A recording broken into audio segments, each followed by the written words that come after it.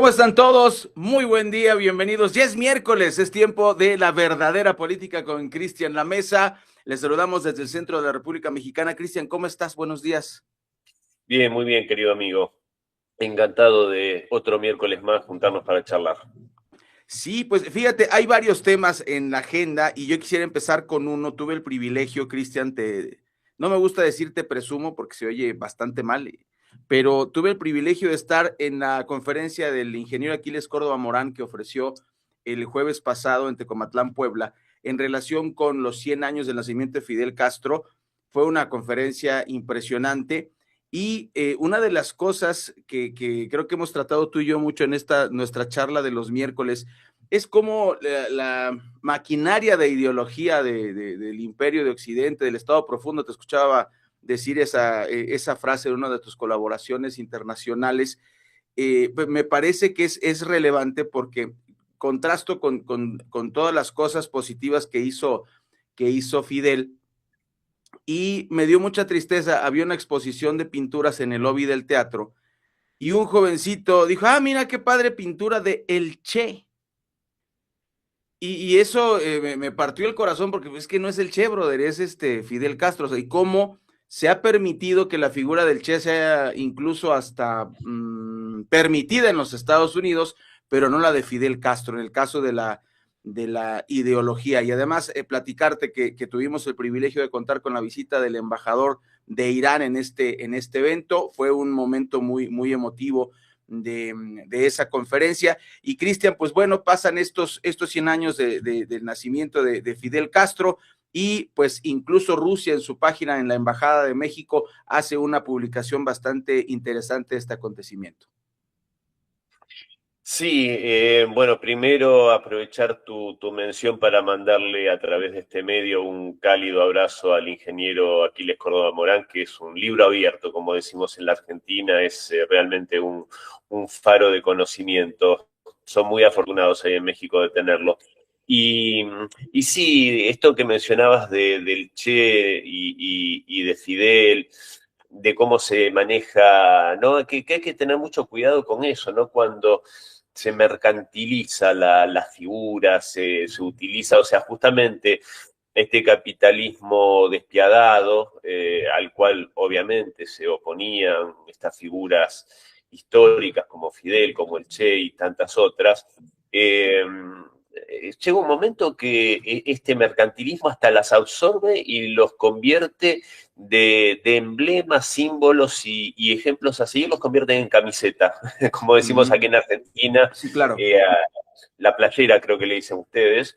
Eh, entonces nada, la viste un muchacho con la cara del Che y ni siquiera tiene demasiada idea de lo que era su ideario. Y eso realmente hay, o muchos que se creen revolucionarios por sencillamente ponerse una remera así, yo creo que tiene que ver con muchas otras cosas. Y sí sería bueno comenzar por estudiar, ¿no? La historia de estos personajes históricos, como tantos otros que hay. Me acuerdo cuando estuve en México ahí con ustedes, que fue tan placentero, cuando mencionaban incluso una figura como Félix Dzerzhinsky, una figura enorme de la Unión Soviética que en Occidente es bastante desconocido, solo se lo menciona para ensuciar su legado. Y me traías a la mente que en Moscú hay un hermoso monumento en honor a Fidel Castro. Sí, por supuesto. Y esto lo saco a colación obviamente por el evento, pero también porque se concatena con Irán. El día de ayer también hubo celebraciones en la Embajada de Irán en la Ciudad de México, y me parece importante concatenarlo porque, bueno, el espíritu pacifista de los países de Latinoamérica, y como me recordaste, como tú nos decías en esa charla, las falsas izquierdas, la gente que pretende disque liberar, pero pues prácticamente están en el mismo lugar. Ya vimos pues a Lula da Silva también ya empezando su campaña, muchísima gente, y tú lo has dicho aquí, pues ese presidente veleta que es de izquierda, que es de derecha, que lo quitó Washington, lo puso Washington, y eso es lo triste de Lula. Antes de pasar a hablar de los cambios en Latinoamérica, Cristian, ¿cómo va la guerra en Irán? ¿Cuál sería tu corte de caja? Porque creo que eso de repente a conveniencia de la agenda mediática de Estados Unidos, y por eso quería empezar con ese tema de la manipulación mediática, pues de repente ya no se está hablando nada de Irán, o sea, le quitan de la agenda el tema de que Irán va ganando. ¿Cómo va en la realidad, en la verdadera política, el caso de Irán contra Estados Unidos? Está bastante paralizada la cosa, digamos, afortunadamente en algún sentido, porque obviamente no hay grandes movimientos ni ataques. Y esto obviamente sigue desnudando la incapacidad de Estados Unidos para hacer algo a gran escala. Hoy yo creo que lisa y llanamente todo el mundo le perdió el respeto a Estados Unidos o el temor, ¿no? El temor, digo, a nivel militar. Esto hay que aclararlo. Obviamente, Estados Unidos sigue siendo una potencia, a un país menor puede aplastarlo, pero vos fíjate que con una potencia de tamaño medio, una potencia regional, porque tampoco es una superpotencia, Irán no tiene armamento nuclear, pero lo ha puesto contra las cuerdas y Estados Unidos, algo que tantas veces mencionamos, se terminó de caer la careta como hace 36 años, prácticamente 35 años. Estados Unidos y el complejo militar industrial se vienen haciendo trampas al solitario, entre ellos, en una rueda de corrupción y de armamento malo y caro, defectuoso y malo. Entonces, cuando de repente se enfrentan a un país con realmente capacidades de respuesta, como Rusia en Ucrania, frente a la OTAN, como Irán, con una guerra totalmente novedosa, con armamento muy barato frente a interceptores de ese armamento extremadamente caro, algo totalmente asimétrico, porque como nosotros sabemos, querido amigo, la guerra no es solo el componente bélico, la guerra se gana en las fábricas y la guerra se gana también con dinero. Entonces, las arcas de Estados Unidos, un Estados Unidos con una relación de deuda PBI del 125%, una cosa insostenible. Entonces, obviamente, Estados Unidos no es que puede salir de la cuestión de Irán airoso, sin ningún riesgo, porque aparte, si golpea, sabe que Irán responde, y si Irán responde, le está haciendo daño, le ha hecho daño en sus bases en Oriente Medio. Entonces yo creo que hace pocas horas Marjorie Taylor Greene hacía una denuncia bastante grave mencionando que en el círculo interno, en el Salón Oval, se estaba discutiendo la opción nuclear contra Irán. Yo no sé, dentro de Estados Unidos, eso es lo muy grave. Yo no sé si esto será, realmente Marjorie Taylor Greene goza de todo mi respeto, me parece que es una política patriota, idealista y con mucha integridad. Sabemos la mala jugada que le hizo Donald Trump después de que ella tuviera una posición realmente muy leal para con el MAGA y yo creo que eso es de Israel no me llamaría la atención, sé que solos no se jugarían a hacerlo, creo que sería algo muy grave que Estados Unidos hiciera eso, pero ante una situación desesperada, y yo no sé, querido Rey, pero bueno, hay que ver, también yo creo que por debajo de la mesa también se están negociando, yo creo que deben haber equipos iraníes y estadounidenses negociando por debajo de la mesa, también enfrentándose al sabotaje de Israel, a cualquier negociación que se haga, y mientras tanto lo que bloquea todo esto también son esa diplomacia de megáfono o esas a veces payasadas que hace Donald Trump, como esto de ahora decir que el estrecho de Hormuz pasa a ser territorio estadounidense y que sabemos que los iraníes tienen poco sentido del humor y también son muy afectos a la diplomacia del megáfono. O sea que la situación es de estancamiento y, digámoslo con una frase muy remanida, de tensa calma.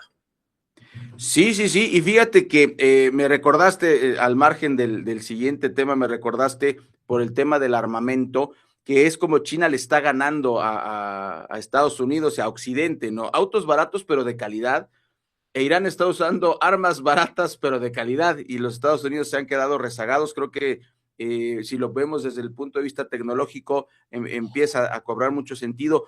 Oye, fíjate, un tema que me llamó la atención esta semana, no pensé que pasara así, pero Caroline Levitt es la siguiente ficha del dominó que se cae. Ya se fue Pat Bundy, se fue Christy Noem, se fue Lori Chávez, también estuvo la baja de Randy George, jefe del Estado Mayor del Ejército.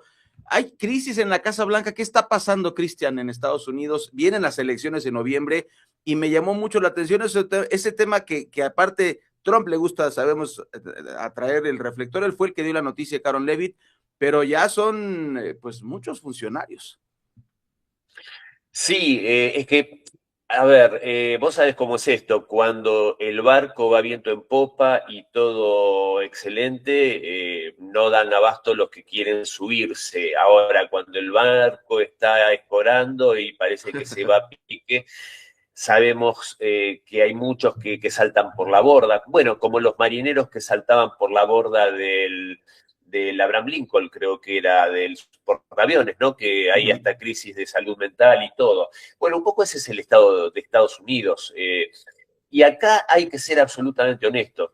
Ese estado del país norteamericano no viene solo de Trump, viene de Trump y viene de, bueno, por lo menos, como decía antes, por lo menos los últimos 35 años, y en realidad yo diría de una sucesión de malísimas administraciones a partir de la muerte de Franklin Roosevelt y especialmente a partir de los años 70 u 80, cuando de forma más desembosada las corporaciones empiezan a manejar muy concretamente la política de Estados Unidos, empieza a desindustrializar para beneficio de las corporaciones y en detrimento de ese sueño americano, de esa clase media potente, vigorosa, orgullosa, y terminamos en todo esto. Y Donald Trump, que viene con un proyecto y con un discurso de restablecer todo eso. Nosotros lo hemos hablado acá en este querido espacio, amigo. Para mí, Donald Trump tenía la idea del Estados Unidos del baby boom, justamente cuando nace Donald Trump, aproximadamente. Y si lo pensamos, es ese apogeo del consumismo, del bienestar, etcétera, que también por otro lado era un poco, bueno, el estado de bienestar potentemente en Estados Unidos lo instaura Franklin Roosevelt, por eso, entre otros motivos, es una figura muy respetada para mí. De hecho, Franklin Roosevelt es el que retoma las relaciones diplomáticas con la Unión Soviética al poco tiempo de llegar a la presidencia durante la Gran Depresión. Pero dicho esto, y en el seno del gabinete de Donald Trump, al empezar a escorar en su programa hacia el ala militarista, hacia los neocon como Marco Rubio, a dejarse llevar por las narices de parte del AIPAC, el lobby judeo estadounidense, dejarse llevar por las narices con Netanyahu, quien hace alarde de tener a Donald Trump en el bolsillo trasero de su pantalón, algo así textualmente dijo, que levantó la furia de Tucker Carlson.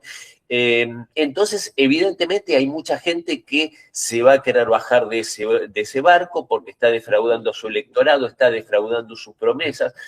Ya lo vimos justamente con que acabo de mencionar, el respetado Tucker Carlson, como es absolutamente crítico después de haber sido uno de los que más lo apoyaron, la misma Marjorie Taylor Greene que yo nombraba. Y lo más lamentable en este sentido, más allá de que Caroline Levitt era una de las caras más populares aparte del gobierno de Estados Unidos, más allá de ser la portavoz, pero era una mujer con mucho carisma entre los seguidores de Donald Trump. Lo lamentable es que también se fueron figuras realmente, yo creo, muy positivas, como Joe Kent, el que era jefe de contrainteligencia y se baja del barco protestando justamente por el injustificado ataque a Irán. El mismo Tucker Carlson, que sin ser funcionario le quita su apoyo y se vuelve muy crítico.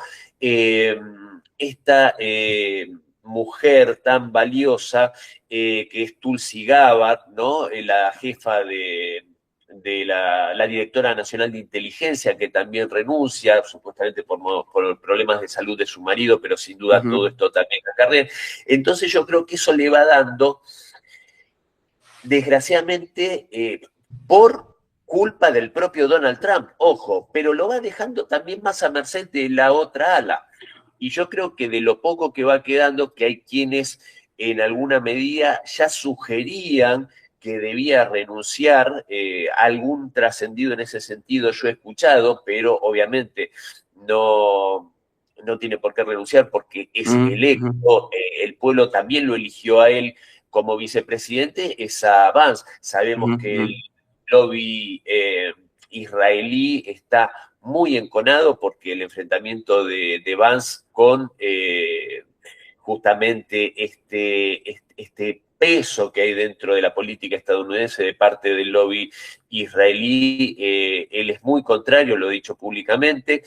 Entonces, pero yo creo que, resumiendo y cerrando esta respuesta, yo creo que es de lo poco que le va quedando. Bueno, ya sabemos que hay tirantes con Robert Kennedy Jr., que sí, también era una figura muy valiosa, que como Tulsi Gabbard se van del Partido Demócrata apoyando a Trump. Entonces yo creo que esta migración tiene que ver también incluso con salvar un poco el prestigio o cierta futura carrera política frente a un Donald Trump que parece que ya está manchando todo lo que lo rodea. Sí, llama mucho la atención que ocurra en estas semanas.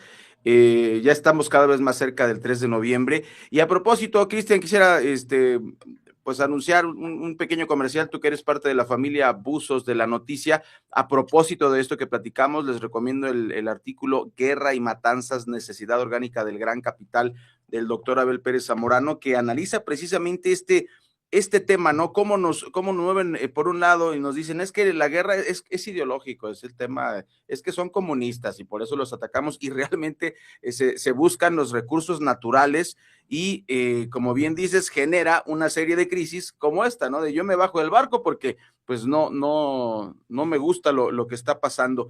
Y te estaba viendo en una entrevista y me parece curioso el tema, porque hay una crisis de la ultraderecha que a mí me preocupa. ¿Por qué digo crisis? Quiero aclararlo. Me van a decir, no es cierto, Ray, si la ultraderecha ya tiene toda Latinoamérica, ya ganó en Italia, ya ganó en Alemania, ya ganó en Japón. Pues sí, pero están dando unos visos de soberbia y de decadencia que, pues, en lugar de ayudar a la humanidad, parece que la quieren destruir. Y hablabas de las Islas Kuriles. ¿Nos puedes decir qué pasó? Para que vaya Putin ahí, hay algo, o sea, es algo importante, es algo grande. ¿Qué importancia tienen estas islas? Porque estaba viendo los gráficos que publicaron en Telesur, si no me equivoco. Pues no es una extensión de territorio muy grande, pero, y son 20,000 personas las que viven ahí, pero su situación geográfica es importante. Pero ¿por qué Putin fue para allá, Cristian?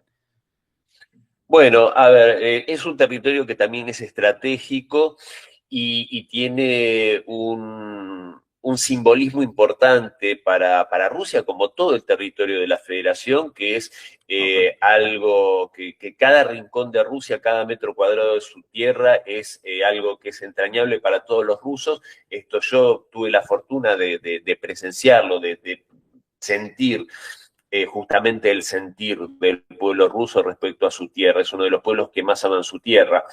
Y yo creo que Vladimir Putin va, primero porque es parte del territorio ruso, le debía una visita, pero yo creo que sin duda, como vos decís, los símbolos cuentan y cuentan mucho frente a un Japón que empieza a ser el gallito, como decimos también acá en Argentina, que empiezan a manifestar esto, no es de ahora, pero empiezan con este gobierno muy nacionalista e incluso diría muy militarista japonés, empiezan a reavivar esta reclamación sobre las Islas Kuriles, que es una reclamación unilateral porque este territorio fue pactado en el acuerdo de Yalta, en la conferencia de Yalta de 1945, entre los tres líderes y los dos grandes vencedores de la Segunda Guerra Mundial, Franklin Roosevelt y Joseph Vissarionovich Stalin,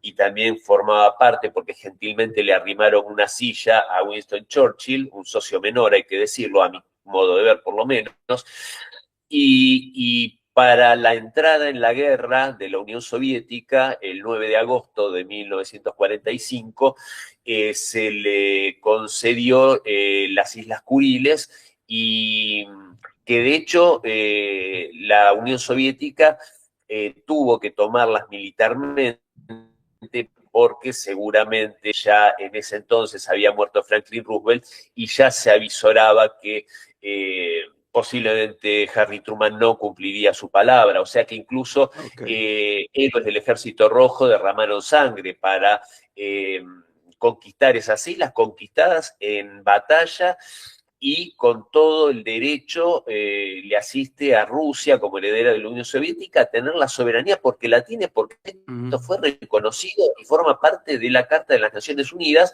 de las resoluciones de las Naciones Unidas, sobre un país que al crearse las Naciones Unidas figuraba como Estado enemigo, al igual que Alemania, y aparentemente después como dijo el canciller Lavrov, después de expiar sus culpas, fue admitido en las Naciones Unidas, Japón, Alemania, pero que realmente sabemos que en rigor de verdad nunca expiaron sus culpas, nunca dejaron de ser ambos, japoneses y alemanes, sus élites nunca dejaron de ser lo que fueron criminales, asesinos, violadores y torturadores de 20 millones de chinos, de 27 millones de soviéticos. Entonces, yo creo que un poco esta visita de Putin a las islas es decirle de forma sutil y muy diplomáticamente, como es mi admirado presidente Vladimir Putin, decirle a los japoneses que ni sueñen con una soberanía sobre las Islas Kuriles, que eso es Rusia, y ya Rusia no se va a retirar nunca más de 1 metro cuadrado de su territorio. Eso ya lo sufrió, ya le pasó a la caída del Imperio Ruso, que merced a algunas malas decisiones se perdió Finlandia, se perdieron los países bálticos, se perdió la parte de Polonia que era parte del Imperio Ruso, a la lamentable y triste caída de la Unión Soviética, también lo que era la integridad territorial frente a la Federación Rusa de hoy, perdió 6 millones de kilómetros cuadrados, querido amigo, fíjate, enorme. Y después querían seguir desmembrándola, las guerras en Chechenia, brotes separatistas artificiales financiados por ONGs y por la CIA, esto comprobado y probado. Entonces ya Rusia no se retira ni de 1 metro cuadrado de su tierra, y el que pretenda hacer algo en ese sentido, bueno, va a tener que asumir las consecuencias, y yo creo que ese es el mensaje para Japón. Para cerrar, Cristian, ya es que no somos conspiranoicos. Cuando los hechos avalan lo que uno dice, ya no es una conspiración, es una política de Estado, del Estado profundo. ¿Tú crees que este sea como una forma de distraer a Rusia y decirle, mira, pues te vamos a atacar por Japón, estás ahorita peleándote en Ucrania? O sea, ¿será una maniobra también del G7? No, vos sabés que en ese sentido eso lo analizábamos también en una entrevista que todavía no salió al aire, pero va a salir con el querido Jorge Gestoso, con ese gran periodista uruguayo, que analizamos el tema de las Kuriles, y yo le decía, a mí en realidad, en rigor de verdad, me parece que el tema que saca la primera ministra japonesa, Takaichi, que es una mujer totalmente absurda, es un ser humano absurdo, admira a Margaret Thatcher y se cree la Margaret Thatcher japonesa, pero Japón está en una crisis tremenda. Japón tiene, yo decía el porcentaje de PBI de la deuda de Estados Unidos. La deuda de Japón es la mayor del mundo en porcentaje de PBI, es 225%, querido amigo, es una locura, es obsceno. Es una locura. Y una sociedad totalmente quebrada culturalmente, una sociedad totalmente... Es tremendo lo que se vive en Japón. el abandono, los ancianos que mueren solos y se dan cuenta los vecinos porque empiezan a largar mal olor, cosas como sociedad que es tremendo. Y a esto un brote nacionalista, militarista, que quieren dejar de lado la constitución pacifista, que también fue una ficción. Eso. Recordemos que hay un templo en el centro de Tokio que se llama Yasukuni, un templo shintoísta que venera como deidades. Bueno, el shintoísmo venera a los ancestros, y veneran a criminales de guerra de la Segunda Guerra Mundial, japoneses, de la unidad 731, etcétera. Entonces, esa constitución japonesa pacifista en realidad siempre fue una ficción, pero bueno, hasta eso quieren dejar de lado. Entonces, yo creo que en ese sentido, ante esa sociedad, esta mujer, ¿qué hace? Takaichi le hace un guiño a Estados Unidos y al occidente colectivo, como diciendo, miren que acá tienen a sus fieles vasallos que podemos, como el chihuahua que le muerde los tobillos al oso, podemos hacer el mandado, pero yo no creo que sea mucho más que eso, porque Japón en realidad no puede hacerle frente a nadie, pero sí obviamente es para el mercado interno y para quedar bien con los perros occidentales. Excelente. Fíjate que es muy importante, ¿no? Descartar todas las teorías, analizarlas con esta profundidad, y además tu bola de cristal ha sido, hasta le da miedo a los supersticiosos. Yo no soy supersticioso porque me da mala suerte, pero es muy buena, es muy bueno aclararlo, Cristian. Y bueno, pues yo te quiero agradecer muchísimo y le digo a todos los que nos escuchan y ven en mi canal de YouTube, en Oriente Capital, pues hay varios temas que quedan en el tintero, pero esperamos que la próxima semana podamos platicar de las pruebas nucleares que cancelaron en Corea del Sur. Me parece que es un tema menor y por eso no quise ahondar, Cristian, pero está ese tema, está el tema de la revuelta en India, que me llama la atención. Algo está pasando en India que tendremos que revisar.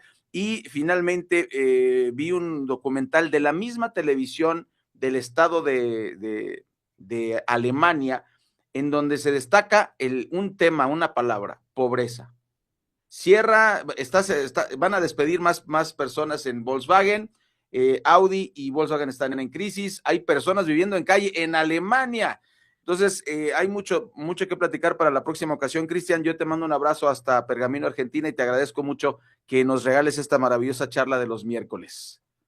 El agradecido soy yo, querido amigo. Quiero agregar una pequeña cosita, 10 segundos, que Sí, puede señor, quedar por para favor. el miércoles que viene. Lo que tú necesitas. Bueno, y que tiene que ver con esto de Takaichi. Podemos analizar el miércoles que viene esa gran amistad que, dicho por el mismo presidente estadounidense, entre Donald Trump y Kim Jong-un. Ok. Ojo, porque se conecta. Y el tema de los ejercicios militares en Corea del Sur, que pidió que se suspendan o que se hagan muy menores para no molestar a su querido amigo Kim Jong-un. Ojo que eso tenemos que analizarlo también. Y bueno, y para cerrar, mandarte nuevamente un cálido abrazo a vos, a toda la querida audiencia, y agradeciéndote yo a vos por este espacio que me das para hablar con la querida audiencia mexicana. Muchas gracias, Cristian. Ya tenemos tema para la próxima semana, no se lo pierda. Nosotros regresamos con más después de esto. Estamos en vivo desde el centro de la República Mexicana.